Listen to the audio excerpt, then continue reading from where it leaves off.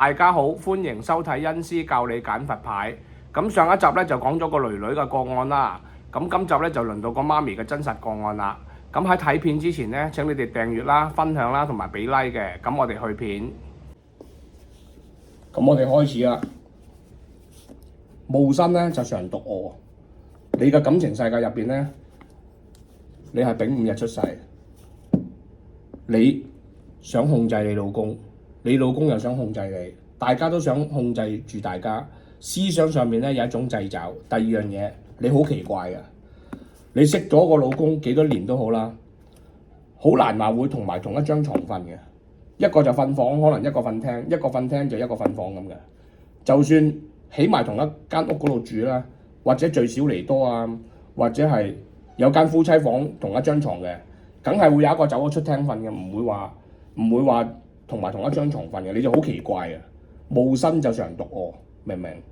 咁好啦，喺你個感情世界入邊咧，你同你老公都係聚少離多嘅。咁呢個係咪不變嘅定律咧？係掌管一生嘅，即係我實話就實説，八字就無情啊嘛。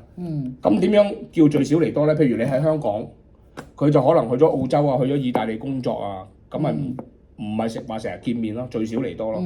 咁喺呢段嘅時間咧，大家個思想上面，大家都有大家存在，但係一見到面咧，你哋都要炒鑊嘅，都要嗌交嘅。點解咧？因為你太過中意控制，佢又太過中意控制，而且佢又有一種霸道，你又有一種霸道，火星就撞地球，就會變成有咁樣。好啦，你再頭先同我講話你個仔女嘅關係，你癸巳時癸水呢個係你人妻位，睇下邊嘅唔係睇上面啊。呢個就係你夫星，就係丈夫。你個仔中意管住你。呢個係唔係你個囡囡啊？就坐喺你隔離啦。火係丙火，呢個係咪丁火啊？兩個出現咧，就大家同一個屬性，但係大家唔同陰陽。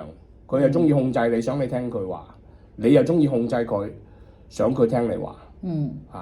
咁但係咧，你唔好介意咧，你囡囡嘅思想咧，喺如果係同你同一個年齡層嚟講咧，佢個思想係比你成熟。點解咧？你唔好咁開心，又真係人性啊，真係醜惡嘅。點解我會咁講咧？因為有咗丙先有丁，你係有一個少女心喺度嘅，即係叫大唔透咯。明唔明？咁你有啲咩想問啊？主要係呢幾樣嘢咯，即係你太過霸道，好多嘢都着重於控制咯。但係你要小心出事。點解咧？巳午未。中間係咪有個午啊？明唔明？咁印午戌咧，逢親老虎年或者狗年咧，你就出事啊！18年係幾多年啊？咪計翻咯，要查翻個盤。我18年係出事咯，但係我唔知咩。逢親老虎年同埋狗年你就出事嘅。咁乜嘢月份會應期咧？寅月咯，或者戌月咯。每一年都有寅月或者戌月㗎啦。就會應期嘅。呢種出事咧，多數係交通意外，因為點解咧？你踩住嗰個身啊嘛，人身就相沖啊嘛，係嘛？多數係交通意外啦，或者係破產啊。9年呢個。離婚啊咁咯。啱唔啱啊？係咪9年啊？係咯，一定係出事嘅。呢個合局嚟㗎嘛。就係咁樣咯。啱啊。係咯。咁你有啲咩想問？你上到嚟睇咧，我應承咗係免費就免費，因為咧你哋多謝你哋嘅信任啦，因為你哋供養咗天同咧，嚟緊個日子就會好起上嚟㗎啦。咁你上嚟咁啊，略一略同睇一睇咧就會免費。咁但係嚟講咧，今年咧你同阿囡囡一樣嘅，你都係特別任性嘅，中意自把自為啊，冇嘢可以管束得到你嘅。但係你係任性得起喎，點解咧？因為你有格局咯，你有格局㗎，你本身個人你係任性得起嘅。係啊。財運如何？財運啊！今年財運要追金。如果你講財運嚟講咧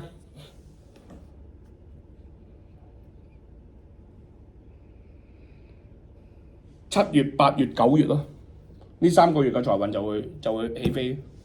今年嚟講啊，咁呢啲財運喺邊度得嚟嘅咧？喺你事業份。因為事業裏邊追火啊嘛，今年係火年啊嘛，係丙火年啊嘛，所以你喺個事業裏邊咧，7、8、9月咧，你嘅財運咧就透過事業咧就上升啦，就唔需要擔心。咁而家幾月啫？而家都5月啦，5月中咁滯啦，捱埋少少咯，就有噶啦。啲運嚟，即係啲財運嚟追翻我嘅，定係點啊？定係我要自己去揾啊？兩睇，你肯揾咧就比平時揾得容易咗，可以咁答你。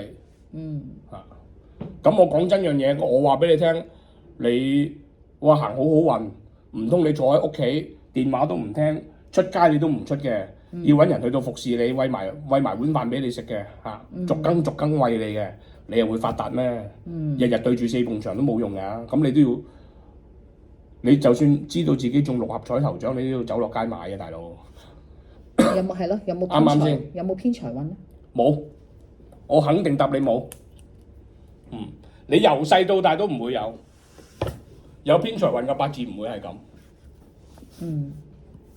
就算有都好快冇㗎，係咪咧？你咧勝咗一樣嘢咧，你就對人大方，但係對住自己個丈夫咧，就係有一種睇唔開、執着同埋小氣。咁你咧嗱私隱嗰啲嘢咧就鏡頭閂咗先再講啦。咁可以出得街嗰啲，唔係話太過爆炸性嗰啲，我就出街啦。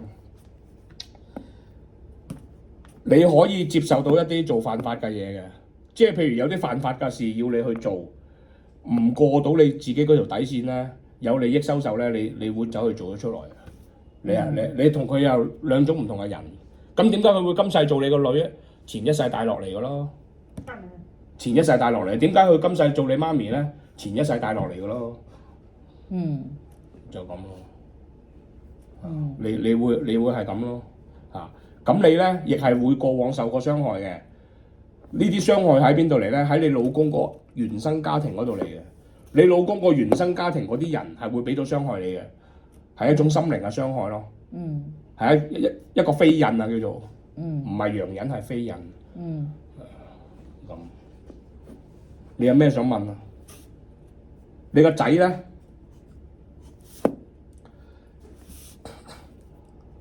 我仔你要見到啊，雞年你個仔就起啦個運。我哋睇八字唔需要睇大運嘅，睇流年就得㗎啦。我睇流年出邊啲師傅，即係唔係話得罪講句有10年大運行，有20年大運行，另外嗰啲全部唔使睇㗎啦。咁啊死啦！咁做人有咩人生樂趣咧？咁我就算睇到你點啱點正冇用啊！我都要同你解決問題，解決得到人工加落去咯，好多嘢咪改變咗你咯。咁我同你改咗個電話號碼，你就順咗好多㗎啦。你會發覺我幾個月前同你改嘅，幾個月之後你嘅人生都唔同啦，你個樣都肥仔咗，腫咗啦，成個人成個發水麵包咁啦，腫咗啦，你個女都話你肥咗啦，就咁咯。人工加落就可以咯，有其他嘢可以輔助到咪輔助咯。有啲死數唔得嘅就唔得㗎啦。咁啊偏財運有冇咧？冇。生意正常工作運你會有，咁但係你個仔仔咧，你擔心佢咧，佢去到雞年就會有環境嘅。咁今年咧係月字，或者仲有幾年啦，幾有年咯。咁你25年、29年咯，2029年佢就得啦。哇！2029年係啊，咁佢每逢雞年咧，佢都可以叫做格局提升嘅，比較個生活環境啊好咗啦。你咪上幾年前啫喎，你咪諗下咯，慢慢諗咯。都唔1、2、3、4、5嗰陣時係特別開心啲嘅，啱唔啱啊？特別開心啲咯。個人個層次個能量高咗，同埋個思想咧醒咗，個人清晰咗咯。因為你見到壬水啊嘛，我睇佢個八字個子女宮嗰度咪推翻出嚟咯。我有冇孫㗎？有。我有孫㗎。但係會有啲嘢係令你傷心嘅，咁就落咗架先講咯。呢啲可以提一提下你咯。人生唔如意嘅事就十常八九㗎啦。嗯我哋人出世都係安排我哋一種歷練去到受苦嘅啫。做人就受苦㗎啦。李嘉誠咁有錢咁啊，如何啫？佢喺佢個身家嗰度唔好話唔見1%，唔見1/1000%啊，佢都瞓唔着覺成幾個月啦。啱啱先？每個人都有佢個痛苦喺度啊嘛。我都有我個痛苦㗎，你都有你個痛苦㗎。唔係話叫你唔好諗，係叫你點樣去面對啫嘛。嗯係啊，咁你凡事睇開啲咪得咯。嗯，我會唔會話即係衰到貼地嗰啲人？我絕對唔會，因為已經過咗去啦。衰到貼地過咗去啦。咁過咗咁去啦但係你嚟嚟緊咧，嚟緊啊！ 2030年你係要小心啲啦。到時我再話俾你聽點樣去到解咗佢咯。有把鎖扣住喺度，揾條鐵鏈綁住你都唔舒服啦。嗯解咗把鎖佢，嗯咁咪得咯。嗯咁好多嘢幫你嘅供鶯啦，拜天童啦，天童你請咗啦，嗯翻到嚟咪我帶你哋去拜咯。喺我個壇嗰度，你咪上嚟我度拜咯。拜天童啦，拜鶯啦，改電話號碼都得㗎。電話號碼你又改咗，拜埋天童，拜埋鶯 OK 咯。咁啊冇敵㗎啦。唔係話無敵嘅，都有風水啦，好多樣嘢啊嘛。改名咧，姓名學啦，但係姓名學就冇咁嘅必要啦，風水咯。你話有啲咩風水問題咧？拍完呢條片咪你中意點樣我俾你無限性抽水啊！我今日又得閒，有咩所謂啊？你上得嚟都係抽水嘅啫，梗係啦係咪啊？梗係要抽下水啦。你講，你咧就好怪㗎，人哋咧唔做嘢咧就反為覺得舒服，你唔做嘢你周身唔舒服，你唔做嘢你都要揾啲嘢嚟做，咁抵死嘅，你就係一啲咁嘅人嚟啊！有咩辦法可以改啊？唔係呢個冇話好定唔好嘅，呢個係一個性格上面嘅問題，冇話好唔好嘅。我想唔做啦，譬如我唔想唔做。唔係啊，佢想唔做，你想唔做，你都唔會去到諗下你有冇條件做唔做落去，或者係咪適宜退休？你只要有力氣，嗰一剎那你都會做到底嘅。你就係咁個性格。你個性格嗱冇好冇唔好嘅。有啲發明家啊，佢都家財千萬貫㗎啦，夠食夠使㗎啦，佢都繼續研究、繼續發明嘅。點解咧？佢有嗰種精神喺度啊嘛，嗯有嗰種理念喺度啊嘛。嗯而我嘅理念就係幫到每一個人去到解決佢哋嘅問題咯。呢個咪我嘅理念咯。咁吸引力法則，宇宙都會反還翻俾我，都會幫翻我，都會俾翻我㗎嘛。其實幫人等於幫自己嘅啫。咁有啲人話你幫咗人，人哋未必幫你，呢個又係啱嘅喎。點解咧？因為你種嗰粒種子落去，唔能夠話即刻睇到收成啊嘛。你幫咗人，人哋唔幫你，你繼續去幫人，始終都會反還翻俾你。嗯唔幫你嗰啲人，嗰啲人亦都有佢嘅收成。佢唔人哋幫咗佢，佢唔幫人，佢第日自己都會受翻苦嘅。嗯，所有嘢都係皆收成積累嘅啫嘛，明明唔明啊？我都係咁諗嘅。係咯。好。咁仲有咩問？咁其實咧，嚟緊嘅老虎年，你會有男性嘅朋友，即係男性嗰個一個男性去到追求你嘅。仲有有，你聽我講先。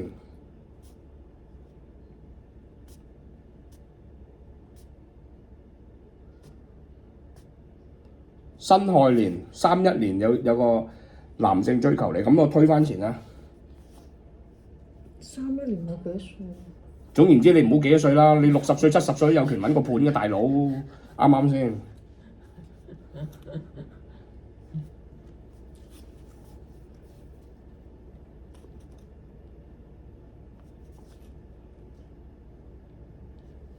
先。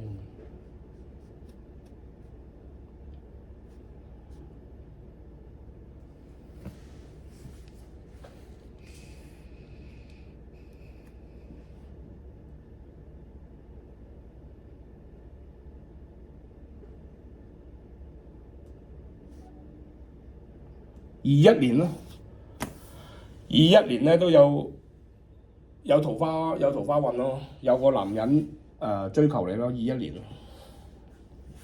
你揀唔揀啊？你嘅過咗㗎啦。過咗。而家都25年啦，21年嘅時候你諗翻下，21年嘅時候有2021年啊，有男人去到追你㗎。你愛唔愛啊？你嘅事啦，係咪先？咁你又係再之前，你日後咧係即係你而家都係結咗婚未離婚，我就唔贊成你咁做，因為你有家庭啊嘛，你唔能夠咁咯。即係我話俾你聽，你條命嗰條數係咁咯。再之前，再之前一路咁推咯。13、14年咧，你推唔推到？推到㗎，要揭咯，要慢慢咯。咁你問啲重點嘅嘢啦，問啲重點嘅嘢啦。差唔多啦，唉，都係咁上下啦。財運又問咗啦，財運問咗，姻緣都問咗啦。姻緣又問咗啦，最緊要財運。呢個咧事業就係你老公啦，呢個就係咪你啊？嗯。咁呢度裏邊係咪有呢個係？既然係你，咁呢個咧都係有把丁火啊嘛，你唔好介意啦。你先生識你之前，佢之前有一個女人嘅，咁就識到你。嗯。識咗你之後咧，佢喺出邊咧，呢個係場外桃花嚟嘅。即係佢同你唔見面，佢喺身處異地嘅時候咧，佢又有一個女人嘅。我就好肯定同你講。而呢個女人咧，個年紀又比你大嘅。係啊，佢出邊嗰個嚟嘅。咁而家有冇一種？而家仲呢啲唔講得太過到肉㗎啦，有鏡頭喺度啊，熄咗個鏡頭慢慢同你講啊。我要面對啲客㗎嘛，面對啲觀眾啊嘛，大佬係唔可以講到太過到肉㗎。恰到好處就算啦。我其實講咗好多嘢咧，都好到肉㗎啦已經。我幾時會有宣佈啊？幾時有宣佈咧？就要睇你囡囡同埋你仔仔嘅八字啦。即係睇埋佢。因為你隔咗重紗啦嘛，你話睇你個囡囡，睇你個仔，睇你個仔仔個工作運幾時可以升一個檔次嘅，絕對冇問題。但係睇埋你個孫咧，就最好就攞你個女，攞你個仔個八字嚟睇啦。佢邊一年結婚啊？邊一年生啊？咁喎。嗱，你唔好話咩？我睇你頭先睇你囡個八字咧，佢係諗住做人媽咪嘅，佢係諗住有個家庭有 BB 嘅。佢唔係話唔生嗰種人嚟嘅，佢都係諗住生 BB 嘅。不過一個啫嘛。係啊，佢唔會話生到好多㗎，佢諗住生一個就算，但係佢係諗住生嘅。就係咁。係咁多先。咁啊，你有嗰啲咩風水問題嗰啲啊？差唔多啦，嗰條片都夠晒長擺上網喎。夠啦。就夠。咁片咧就睇完啦。咁如果有朋友有興趣嘅，可以私底下聯絡我，片尾會有我聯絡方法同埋公司地址嘅。咁我哋下集見，拜拜。